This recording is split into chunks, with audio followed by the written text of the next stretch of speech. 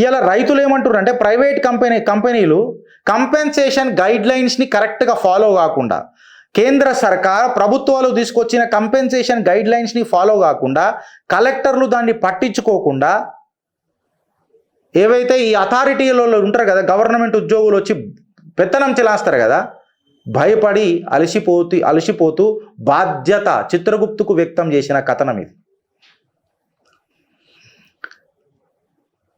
వాళ్ళు కంపెన్సేషన్ అడుగుతున్నారు. అరే మాకు 1 లక్ష నుంచి 1.5 లక్షలు రానంటే 10,000 నుంచి 15,000 రూపాయలు కూడా ఇస్తలేరట చక్కగా.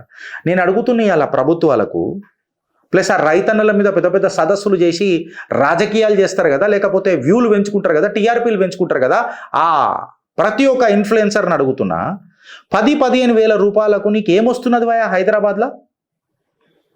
ఏమొస్తున్నది కరెక్ట్గా చెప్తే.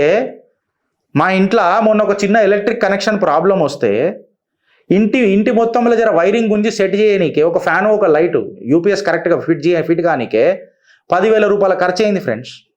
రైతు భూమి పోతే ఆయన పంట నష్టమైతే నువ్వు 10,000 ఇస్తావా?